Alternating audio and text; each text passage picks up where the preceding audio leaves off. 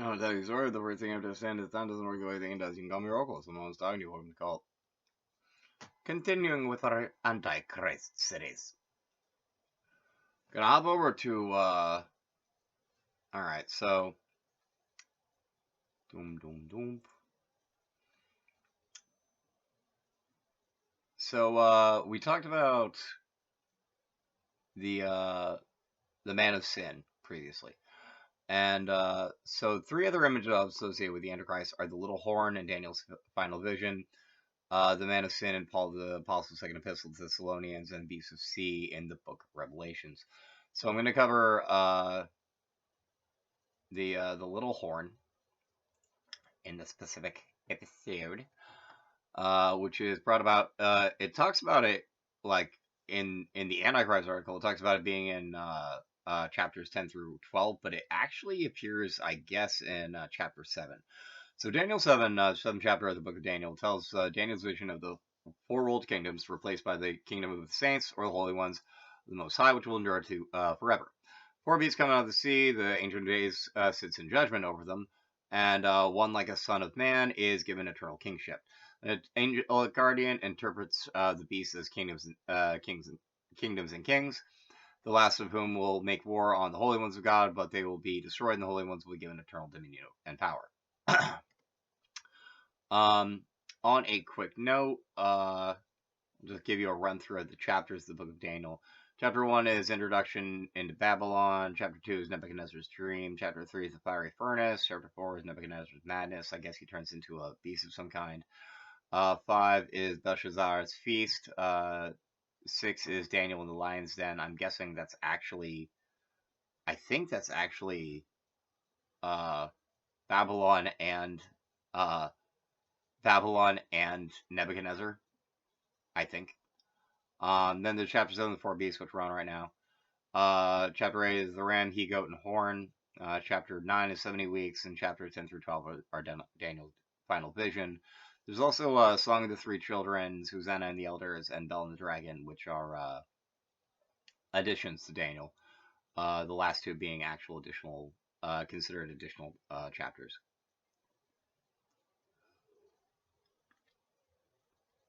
Although set during the later regency of King Belshazzar, who probably died in 539 BC, before Common Era, the prophetic chapters of the book of Daniel date to 167 to 164 BC, with Daniel 7 dated somewhere earlier than the rest.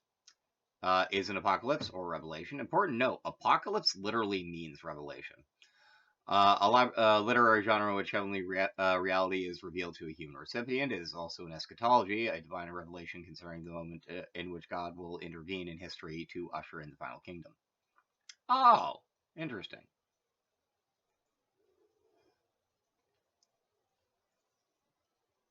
I just thought eschatology, but the world. You know what? I'm going to look at eschatology for a second. Eschatology concerns expectation of the end of present age, human history, or the world itself. Oh, well, yes. I guess that's exactly what I thought it meant. Its context is oppression of the Jews by the Seleucid ruler Antiochus IV Epiphanes, who outlawed Jewish customs and built an altar to Zeus in the temple, quote, the abomination of desolation, sparking a popular uprising which led to retaking of Jerusalem and the temple by Judas Maccabeus, or the Maccabean Revolt. Chapter 7 reintroduces the theme of four kingdoms. Chapter 2, which is that Israel would come under four successive world empires, each worse than the last, until finally God would end oppression and introduce the eternal kingdom. Summary. In the first year of Belshazzar, king of Babylon, probably 553 BC, Daniel receives a vision from God. He sees the great sea stirred up by four winds of heaven, and from the waters emerged four beasts. The first a lion with the wings of an eagle, the second a bear, a third a winged leopard with four heads, and the fourth a beast with 10 horns. With a further horn appeared, which uprooted 3 of the 10. As Daniel watches, the Ancient of Days takes a seat on the throne of heaven and sits in judgment in the midst of the heavenly court, and the fourth and worst beast is put to death, and being like a human, quote, like a son of man, and a being like a human, quote, like a son of man, approaches the Ancient One in the clouds of heaven and is given everlasting kingship. A heavenly being explains the vision. The four beasts are four earthly kings or kingdoms, but the holy ones of the Most High shall receive and possess the kingdom forever. Regarding the fourth beast, the 10 hordes are 10 kings of this last and greatest earthly kingdom. The 11th horned king will overthrow 3 kings and make war on the holy ones of God, attempt to change the sacred seasons and the law. He will have power for time, 2 times and a half. But when his allotted time is done, he will be destroyed. The holy ones will possess the eternal kingdom.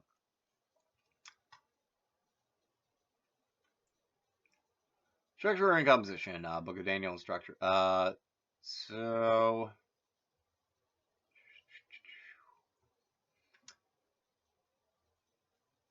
all right, imagery and symbolism. Many scholars have. So I'm going to skip over structure and composition and things like genre and themes because, like,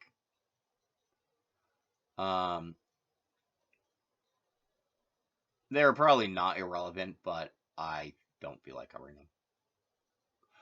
them. I'll just be real with you.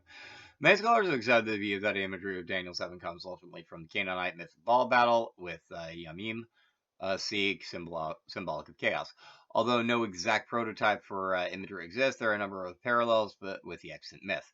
The four beasts are chaos monsters, which appear as serpents in the Baal cycle, discovered in the ruins of Ugarit in the 1920s. In Daniel 7, composed somewhat before Judas Maccabeus purified the temple in 164 BC, they symbolize Babylon, the Medes, Persia, and Greece. Lion, Babylon. Its transformation into a man reverses Nebuchadnezzar's transformation into a beast in chapter 4, and the human mind may reflect his regaining sanity. The plucked wings reflect both loss of power and transformation to a human state. And it's also interesting, not to harp too much on like my views, but it's interesting that there are four beasts in this context. That actually don't not work with a Cholita format, depending on how you view them. Lion would be more traditionally be in the second beast, but it's winged, and being winged makes it like automatically great for the first level. And bear is like more normally like a fourth level, like an earth type thing, but a thing about a lot of totems in general is a lot of them work very well, not totems, necessarily totems, but totems based on mammals. For quite a few.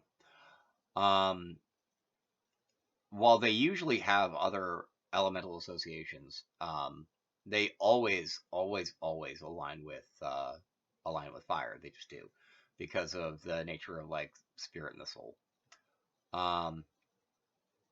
The bear, the Medes. Compare Jeremiah 5:1-11 on the Medes attacking Babylon. I don't know anything about the Medes.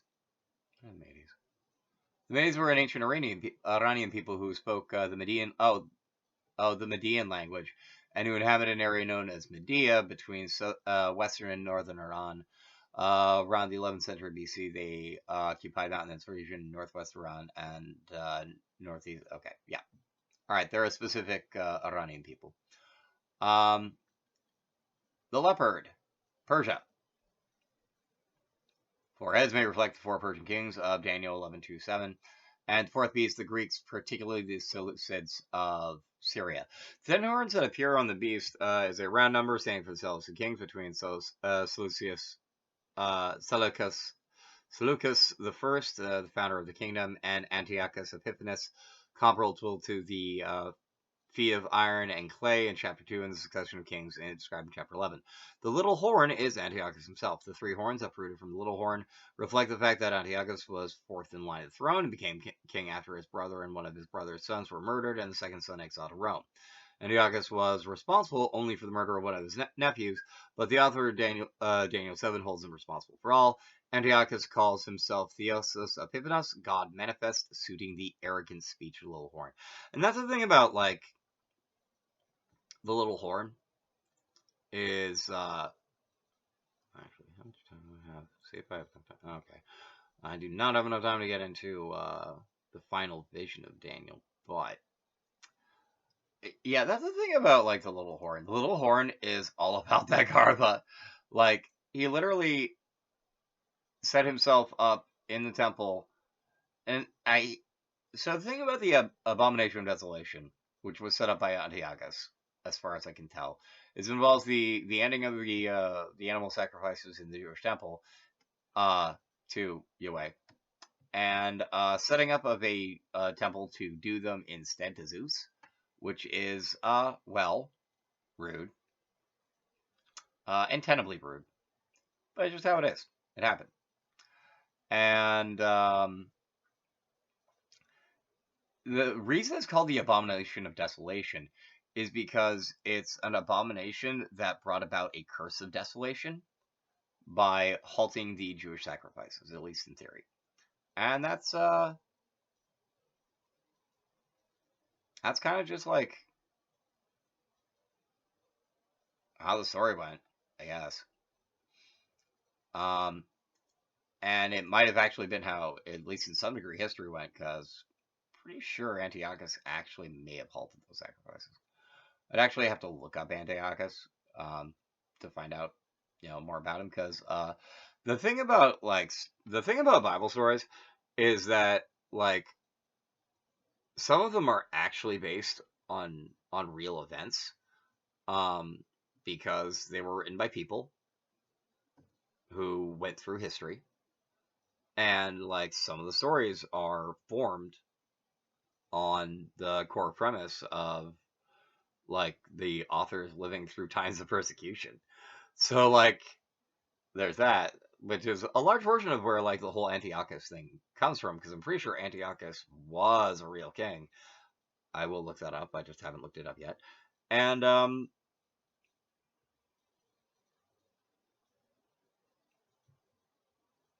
would explain why he's like, if he is a real king that disrupted Judaic religious practices back in the day. Well, I mean, like, there's a reason, and that's also an interesting thing. Um, Christos comes from, if I remember correctly, the Greek, and it's not a word in Hebrew. It's just not.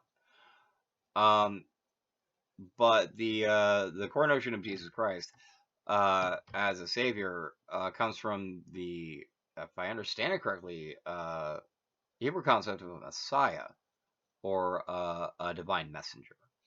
And that was, and I get, as far as I understand it, as someone who isn't a practicing Jew or Christian, though I got respect for their gods and stuff, is that one of the fundamental differences between Christianity and Judaism is the core notion that like Jesus was the Messiah,